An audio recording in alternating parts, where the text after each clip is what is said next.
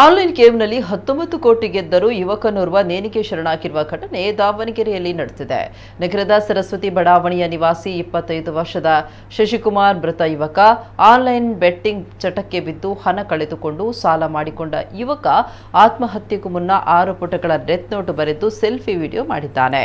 ಇದರಲ್ಲಿ ಆತನ ಸಾವಿಗೆ ಕಾರಣ ಬೆಚ್ಚಿಟ್ಟಿದ್ದಾನೆ. ಆನ್ಲೈನ್ ಗೇಮಿಂಗ್ನಲ್ಲಿ 18 ಲಕ್ಷ ಕಳೆದುಕೊಂಡಿದ್ದೇನೆ. ಇದೇ ಆನ್ಲೈನ್ ಗೇಮಿಂಗ್ನಲ್ಲಿ 19 ಕೋಟಿಗೂ ಅಧಿಕ ಹಣ ಗೆದ್ದಿದ್ದೇನೆ. ಆದರೆ ಆನ್ಲೈನ್ ಗೇಮ್ ನಡೆಸುವವರು ನನಗೆ ಹಣ ಕೊಟ್ಟಿಲ್ಲ. ಈ ಬಗ್ಗೆ ವಿದ್ಯಾನಗರ ಪೊಲೀಸ್ ಠಾಣೆಗೆ ದೂರನ್ನ ನೀಡಿದ್ದೇನೆ. ಆದರೆ ಪೊಲೀಸರು ಯಾವುದೇ ಕ್ರಮ ಕೈಗೊಳ್ಳಲಿಲ್ಲ. ಆಟದಲ್ಲಿ 19 ಲಕ್ಷ ಕಳೆದುಕೊಂಡು ತೀವ್ರ ಖಿನ್ನತೆಗೆ ಒಳಗಾಗಿದ್ದೇನೆ ಅಂತ ಡೆತ್ ನೋಟ್ ಬರೆದಿರುವ ಶಶಿಕುಮಾರ್, ತನ್ನಂತೆಯೇ ಮುಂದಿನ ಪೀಳಿಗೆಗೆ ಸಮಸ್ಯೆ ಆಗಬಾರದು, ಹಾಗಾಗಿ ಆನ್ಲೈನ್ ಗೇಮಿಂಗ್ ಹಿಂದಿರುವ ಕಾಣದ ಕೈಗಳ ವಿರುದ್ಧ ಪೊಲೀಸ್ ಇಲಾಖೆ ಸೂಕ್ತ ಕಾನೂನು ಕ್ರಮ ಕೈಗೊಳ್ಳಬೇಕು ಅಂತ ಸೆಲ್ಫಿ ವಿಡಿಯೋದಲ್ಲಿ ತನ್ನ ಹೇಳಿಕೆ ರೆಕಾರ್ಡ್ ಮಾಡಿದ್ದಾನೆ. ಇನ್ನು ಈ ಪ್ರಕರಣಕ್ಕೆ ಸಂಬಂಧಪಟ್ಟಂತೆ ಕೆಟಿಜಿ ನಗರ ಪೊಲೀಸ್ ಠಾಣೆಯಲ್ಲಿ ಪ್ರಕರಣ ದಾಖಲಾಗಿದೆ.